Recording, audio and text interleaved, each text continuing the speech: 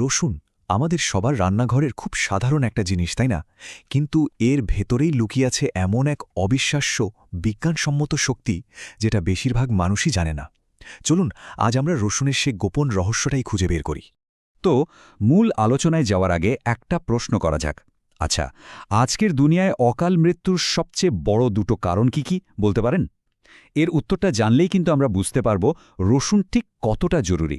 উত্তরটা হল স্ট্রোক আর heart attack. হ্যাঁ, এই দুটোই এখন সারা বিশ্বে অকালে প্রাণ কেড়ে নেওয়ার প্রধান কারণ হয়ে দাঁড়িয়েছে। আর সত্যি বলতে কি, এর ভয়াবহতা কিন্তু দিন দিন বেড়েই চলেছে। কিন্তু ভাবুন তো একবার, যদি বলি যে ছোট্ট একটা অভ্যাস এই ঝুঁকিটা ৬০ থেকে ৭০% পর্যন্ত কমিয়ে দিতে পারে। অবিশ্বাস্য লাগছে, তাই না? কিন্তু ২০২১ সালের একটা NIH সমীক্ষা ঠিক এটাই প্রমাণ করেছে। যারা ঠিকঠাকভাবে রসুন খেয়েছেন তাদের ক্ষেত্রে স্ট্রোক আর হার্ট অ্যাটাকের ঝুঁকি চোখে পড়ার মতো কমে গেছে।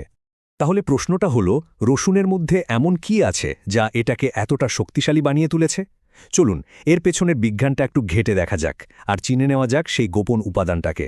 এই ম্যাজিকের আসল হিরো হল অ্যালিসিন। এটা রসুনের একটা বায়ো অ্যাক্টিভ কম্পাউন্ড, আর রসুনের প্রায় সব ঔষধি গুণের উৎস কিন্তু এটাই। তবে এখানে একটা টুইস্ট আছে। এই অ্যালিসিন কিন্তু সবসময় অ্যাক্টিভ বা সক্রিয় থাকে না। শুনতে অদ্ভুত লাগলেও এটাই সত্যি। একটা আস্ত রসুনের কুয়ার মধ্যে অ্যালিসিন আসলে ঘুমিয়ে থাকে। এর পুরো ফায়দাটা পেতে হলে একটা বিশেষ উপায়ে একে জাগিয়ে তুলতে হয়। আর সেই উপায়টা কিন্তু একদম সহজ। রসুনকে যখন কাটা বা থেতলে দেওয়া হয় আর সেটা বাতাসের সাথে মেশে, তখন একটা কেমিক্যাল রিঅ্যাকশন শুরু হয়। জাস্ট ৫টা মিনিট অপেক্ষা করতে হবে, আর এই সময়ের মধ্যেই অ্যালিসিন পুরোপুরি অ্যাক্টিভ হয়ে যায়। আর সাধারণ রসুনটা তখন হয়ে ওঠে একটা পাওয়ারফুল ওষুধ। কিন্তু দুঃখের বিষয় কি জানেন? প্রায় ৯০% মানুষই এই অ্যাক্টিভেট করার পদ্ধতিটা সম্পর্কে জানেন না। আর তার ফলে না জেনে রসুনের এই অসাধারণ গুণগুলো থেকে তারা বঞ্চিত হচ্ছেন। একবার ভাবুন তো, কত বড় একটা অংশের মানুষ অজান্তেই এই ভুলটা করে চলেছেন। তো এখন যেহেতু আসল রহস্যটা আমাদের জানা হয়ে গেছে, চলুন তাহলে এবার দেখি এই অ্যাক্টিভেটেড অ্যালিসিন আমাদের শরীরের জন্য কি দারুণ কাজ করতে পারে। এর সবচেয়ে বড় প্রভাবটা পড়ে আমাদের হার্টের উপর। এটা হাই ব্লাড প্রেশার কন্ট্রোল করে, আমাদের শরীরের খারাপ LDL কোলেস্টেরল কমায়, যেটা আমাদের ধমনীতে ব্লক তৈরি করে আর কি। আর সেই সাথে ন্যাচারাল ব্লাড থিনার হিসেবেও কাজ করে। এই ৩টে জিনিসই কিন্তু সরাসরি হার্ট অ্যাটাক আর স্ট্রোকের ঝুঁকি কমাতে সাহায্য করে। রসুনকে একটা ন্যাচারাল অ্যান্টিবায়োটিকও বলা যেতে পারে। এর মধ্যে আছে অ্যান্টিব্যাকটেরিয়াল, অ্যান্টিফাঙ্গাল, এমনকি অ্যান্টিভাইরাল প্রপার্টিজও। সোজা কথায় এটা আমাদের ইমিউন সিস্টেম বা রোগ প্রতিরোধ ক্ষমতাকে একটা দুর্ভেদ্য দেয়ালের মতো মজবুত করে তোলে, যা শরীরকে নানা রকমের ইনফেকশন থেকে বাঁচায়। কিন্তু এখানেই শেষ না, আরও আছে। এই অ্যাক্টিভেটেড রসুন আমাদের ব্রেন সেলকে ড্যামেজের হাত থেকে বাঁচায়, লিভারে জমা ফ্যাট কমায়, এমনকি আমাদের আয়ু বাড়াতেও সাহায্য করতে পারে।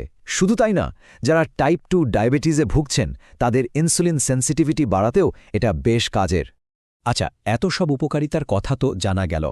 এবার তাহলে সবচেয়ে জরুরি অংশে আসা যাক, তাই না? চলুন এবার আমরা সেই সঠিক সায়েন্টিফিক মেথডটা জেনে নিই, যেটা ফলো করলে রসুনের পুরো ফায়দাটা পাওয়া যাবে। মেথডটা একদমই সহজ, মাত্র ৩টে স্টেপ।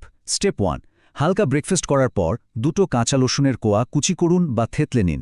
স্টেপ 2, অ্যালিসিন অ্যাক্টিভেট হওয়ার জন্য ওটাকে ঠিক 5 মিনিট খোলা বাতাসে রেখে দিন।